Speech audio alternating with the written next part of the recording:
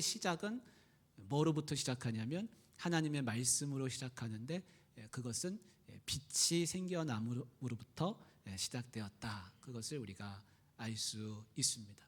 여러분, 성경의 마지막은 뭘로 끝나는지 아십니까 혹시?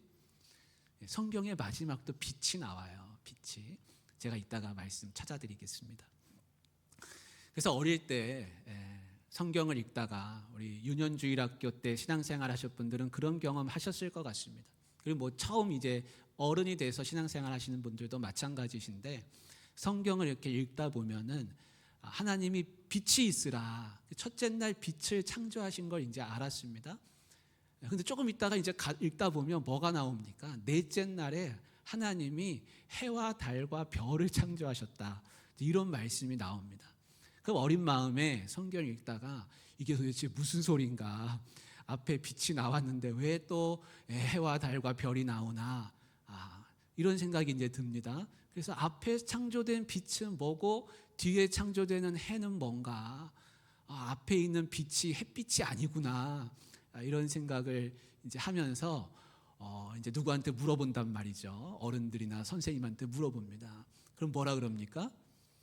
천국 가면 알게 돼. 이제 이러시는 거예요. 천국 가면 알게 돼. 우리가 천국 가야 되는 이유가 여러 가지가 있는데, 그 중에 하나가 뭐냐면 성경의 말씀들을 다 깨닫기 위해서는 천국에 꼭 가야 됩니다. 근데 나중에 이제 조금 더 커서 성경을 읽다 보면 이게 이렇구나. 세상에는 빛이 햇빛만 있는 것 같지만 사실 성경에는 여러 가지 빛이 있구나.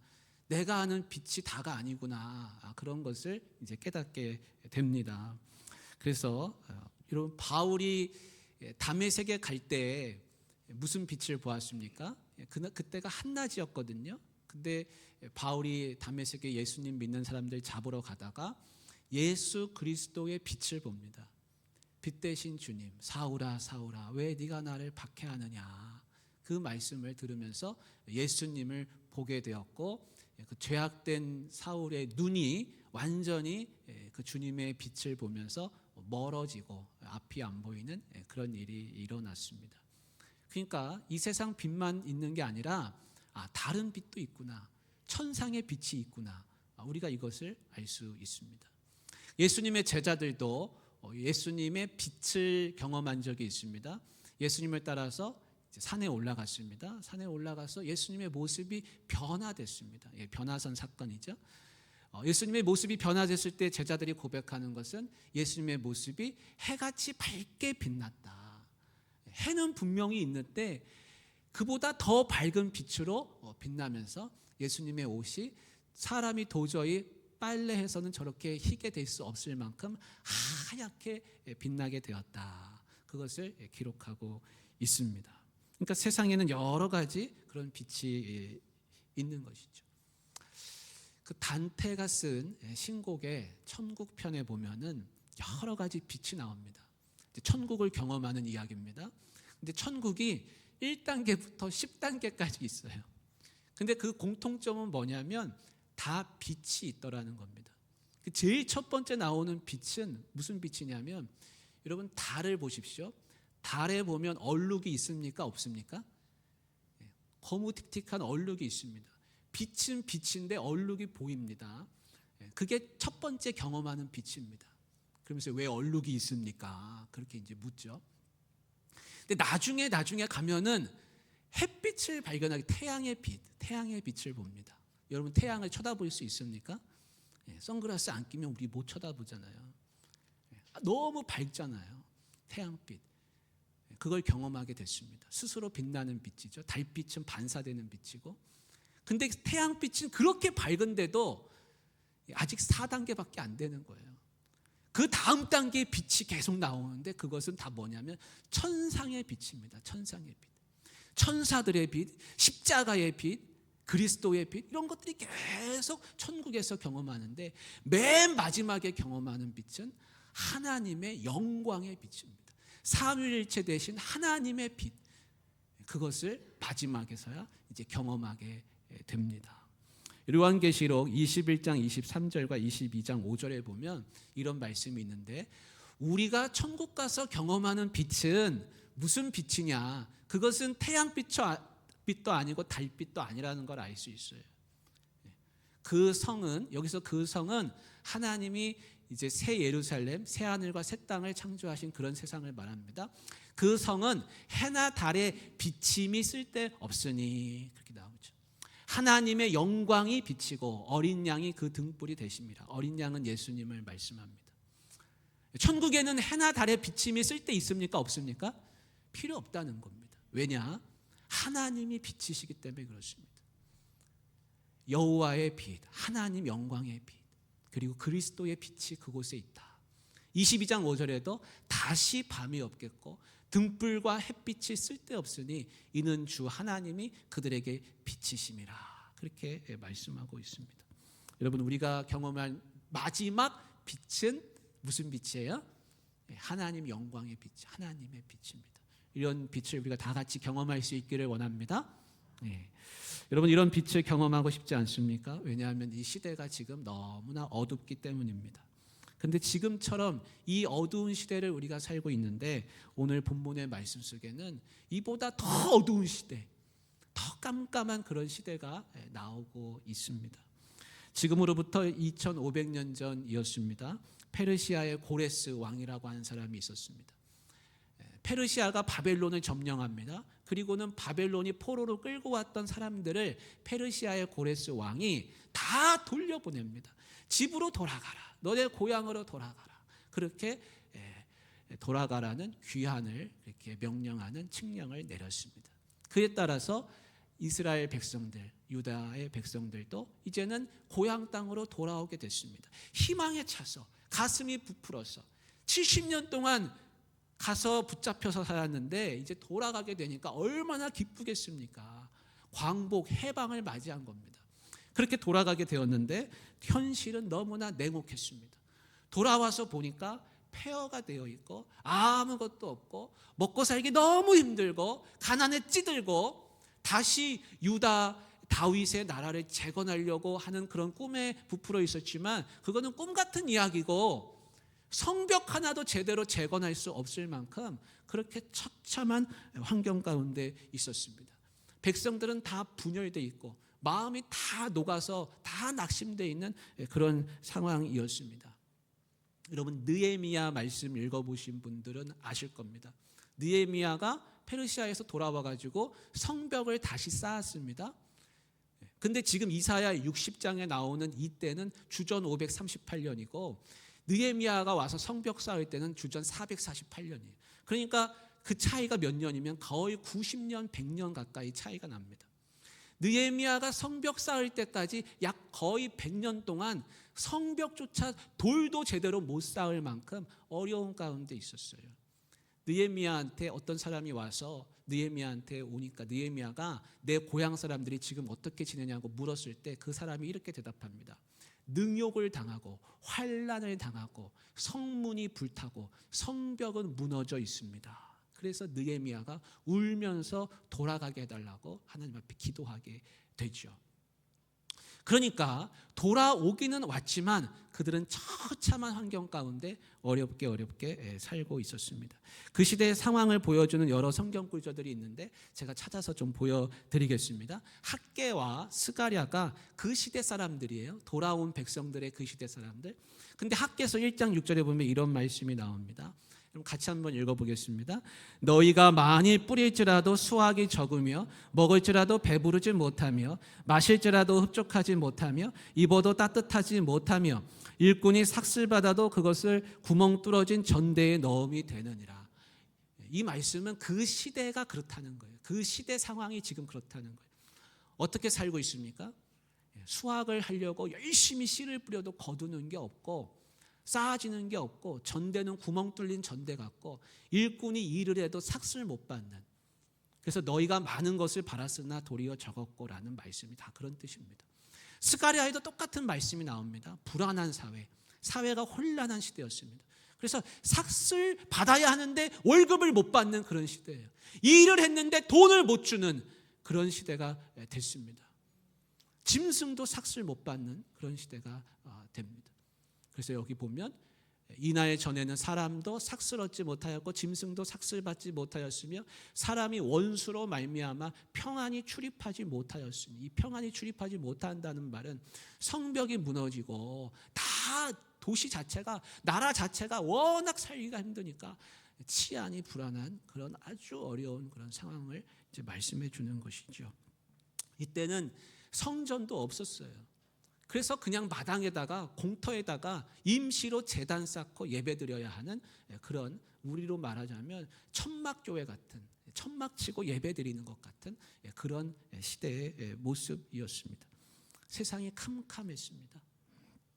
사랑하는 성도 여러분, 오늘 나오는 이 본문의 말씀 속에 나오는 이 시대와 지금 우리가 사는 이 시대, 지금 2026년 우리 대한민국을 같이 한번 견주어서 한번 생각해 보시기를 바랍니다.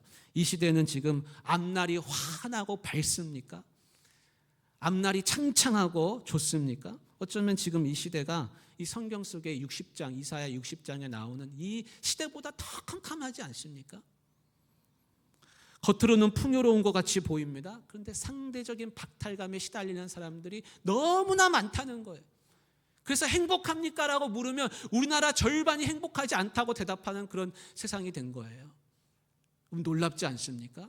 마트에 가면 먹을 게 잔뜩하고 집에 냉장고에도 먹을 게 잔뜩하고, 그런데 행복하냐고 물으면 행복하지 않다고 생각하는 사람들이 절반이라는 겁니다.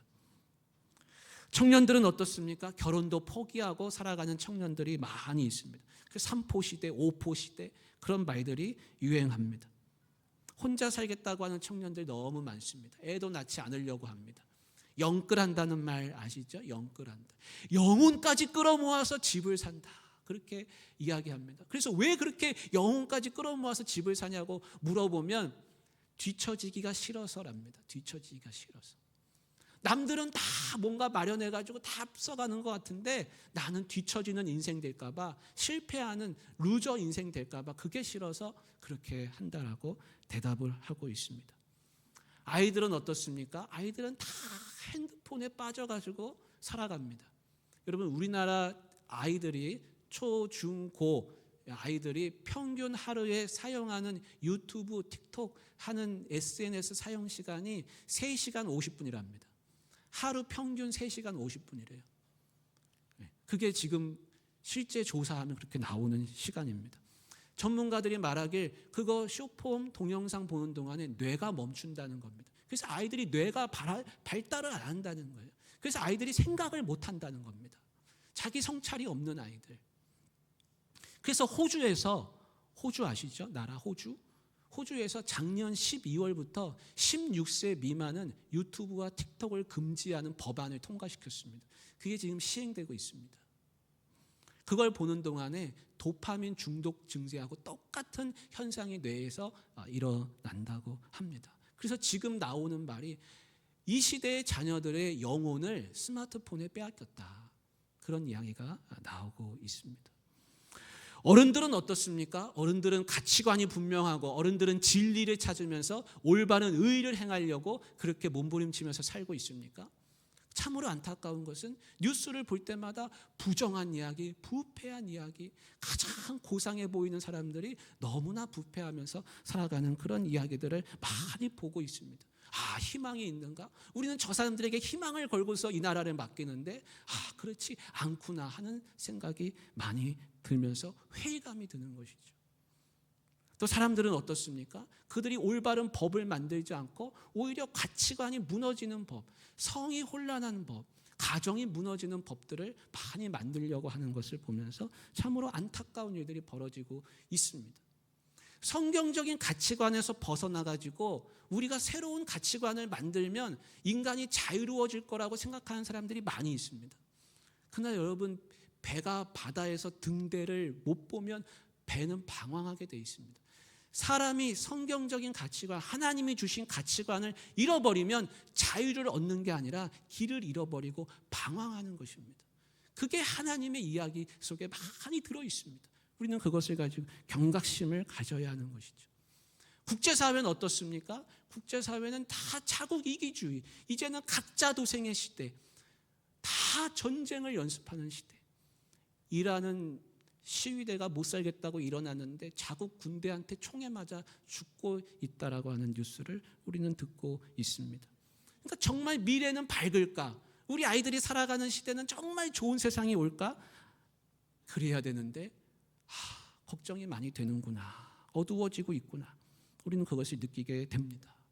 그러면서 2500년 전에 이사야서 60장이 말씀하고 있는 그 시대 상황과 이 시대를 견줘보면 별로 다를 바 없고 이 시대에도 큰 소망이 우리에게 있지 않는가, 없는 것이 아닌가, 참으로 불안하기 짝이 없는 그런 시대가 아닙니까?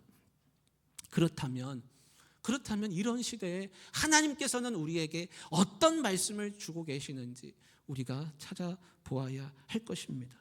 하나님은 이런 캄캄한 시대에게 우리에게 말씀하십니다.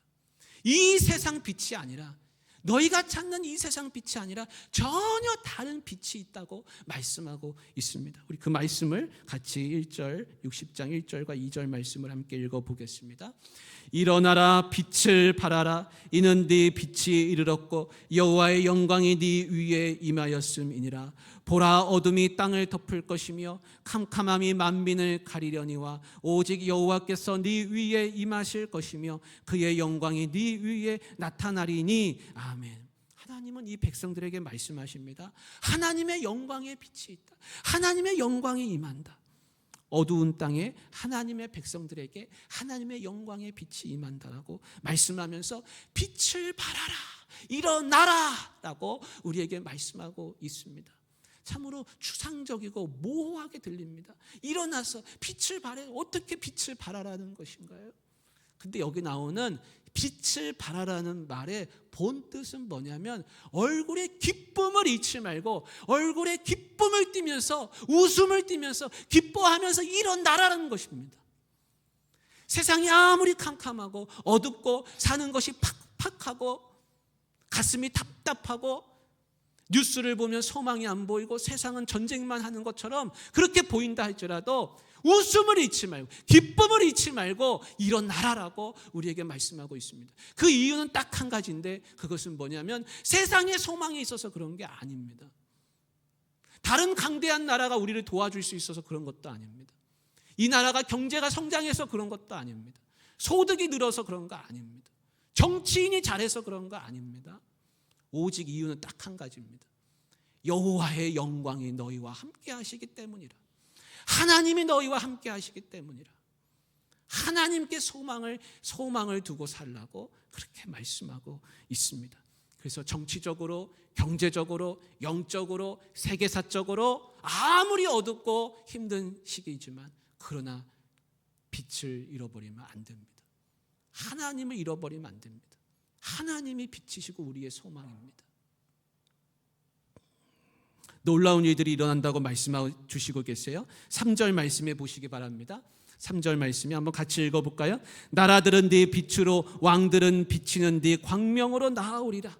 변화가 일어날 것인데 어떤 변화가 일어나냐면 말씀을 계속 보여주십시오. 나라들이 돌아온다는, 여기 말하는 나라들은 이방의 나라들이에요. 이방 나라들은 어떤 나라들이었습니까? 하나님을 모르는 사람들, 가치관이 다른 사람들. 근데 그들이 우상을 섬기던 그들이 하나님의 빛이 있는 시온으로 돌아온다는 거예요. 하나님의 빛을 가진 사람들, 하나님께 소망을 둔 사람들, 하나님을 소망 두고 기쁨으로 살아가는 그곳으로 돌아온다는 거예요.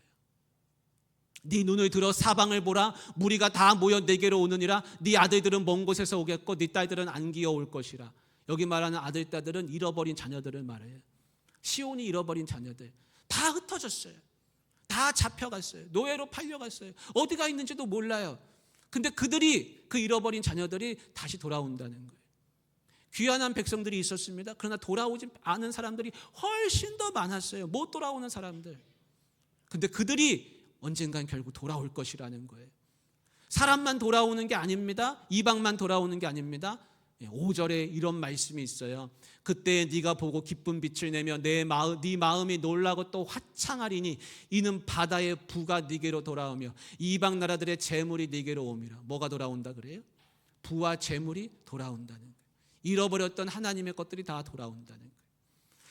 물질 만능주의, 돈만 있으면 다 되겠다고 생각하면서 만몬신을 섬기면서 살아가던 그 사람들이 다 돌아오는 거예요. 그래서 물질을 섬기면서 살았는데 그 물질이 이제는 하나님 앞으로 돌아온다는 거예요. 이런 변화가 일어날 것이라고 하나님은 우리에게 분명하게 말씀해 주고 있습니다. 놀라운 일들이 일어나는 것입니다. 캄캄해져서 썩어져가는 세상인 줄 알았는데 그렇지 않다는 거예요. 하나님의 빛을 잃어버리지 않으면 소망이 있다는 거예요. 하나님의 영광을 가진 사람들에게 소망이 있다는 거예요. 그래서 이 시대의 소망은 교회에게 있어요. 교회한테 있어요. 이 시대의 소망은 저 어디 여의도에 있는 거 아니에요. 이 시대의 소망은 어디 정부 종합청사에 가면 있는 거 아닙니다. 미국한테 소망이 있는 것도 아니에요. 이 시대의 소망은 교회에 있습니다. 왜냐하면 교회가 하나님의 영광의 빛을 발하기 때문에 그렇습니다. 교회는 하나님의 말씀을 가졌어요. 하나님의 빛을 가졌어요. 그렇기 때문에 교회가 소망이 있어요. 교회가 대안이에요. 교회가 소망이에요. 교회가 빛이에요. 교회는 이 건물을 말하는 거, 시멘트 벽돌 말하는 거 아니고 우리를 말하는 거예요. 우리들. 여러분, 하나님을 잃지 마시길 바랍니다. 하나님을 붙잡고 살면 소망이 반드시 있습니다. 프랑스 파리에서 남서쪽으로 80km 떨어진 곳에 가면 샤르트르 대성당이 있습니다. 이곳은 스테인드 글라스의 성지라고 불릴 만큼 아주 유명한 곳입니다. 너무나 아름다운 그런 성당의 교회의 모습입니다. 170여 개 이상의 창문들이 저렇게 있습니다.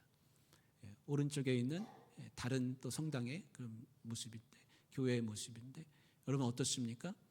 너무나 아름답고 아침이 되면 동이 터오를 무렵에 빛이 들어오면서 정말 아름다운 그런 문양들이 교회를 아름답게 비추게 됩니다. 그런데 해가 지잖아요. 해가 지면 어떻게 될까요? 아무런 빛이 나지 않습니다. 빛을 내지 못합니다. 캄캄해집니다. 어둠뿐입니다. 빛이 없다면 모든 것은 다 어둠뿐입니다. 지금 우리에게 필요한 것은 무엇입니까?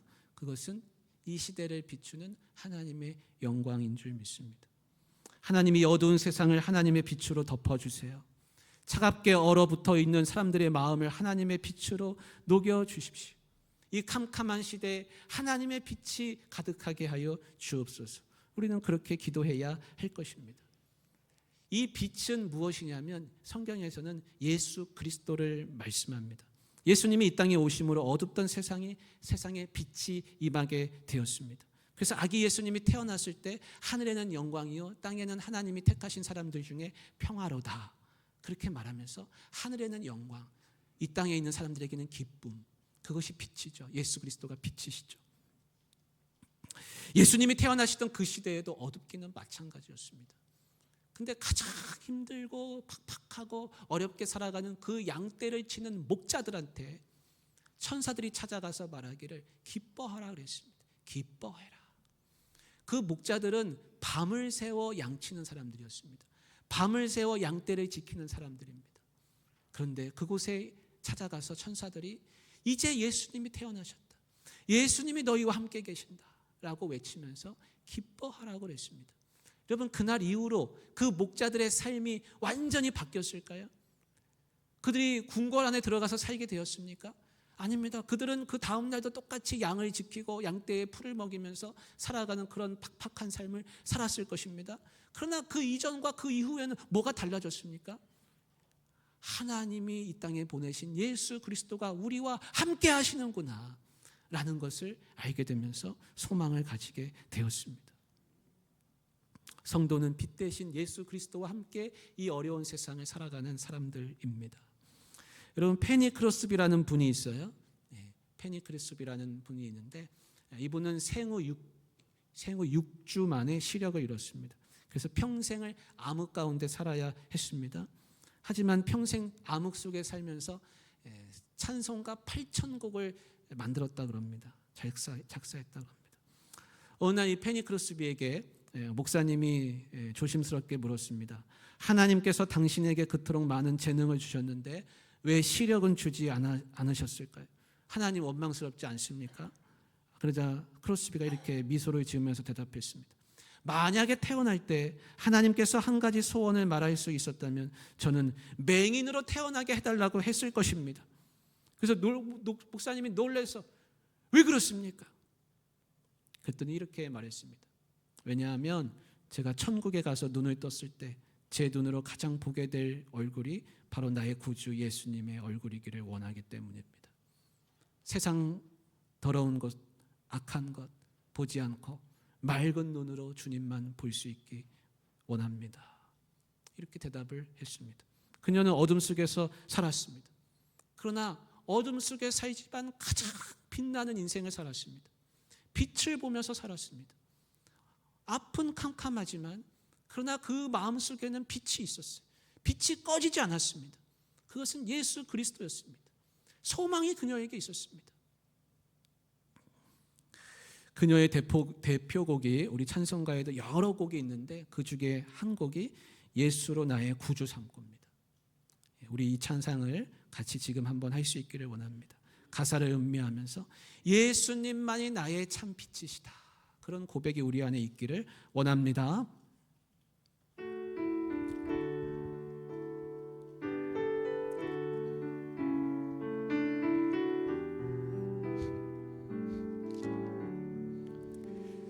예수를 나의 구주 삼고 성령과 피로써 거듭나니 이 세상에서 내 영혼이 하늘의 영광 누리도다. 이것이 나의 간증이요 이것이 나의 찬송일세. 나 사는 동안 끊임없이 구주를 찬송하리. 예수를 나의 구주 삼고 예수를 나의 구주 삼고 성령과 피로써 거듭나니 이 세상에서 내 영혼이 하늘의 영광 누리도다. 이것이 나의 간증이요 이것이 나의 찬송일세. 나 사는 동안 끊임없이 구주를 찬송. 한 번 더 하겠습니다. 진짜 예수를 나의 구주 삼고 예수를 나의 구주 삼고 성령과 피로써 거듭나니 이 세상에서 내 영혼이 하늘의 영광 누리도다. 이것이 나의 간증이요 이것이 나의 찬송일세. 나 사는 동안 끊임없이 구주를 찬송하리로다. 우리 예수님만 구주 삼고 세상에 다른 것 보지 않고 하나님 영광 바라보며 이 세상 어두운 세상을 빛으로 잘 살아가실 수 있기를 주님의 이름으로 축복합니다. 사랑의 하나님 아버지, 우리 안에 빛이신 예수 그리스도가 충만케 하여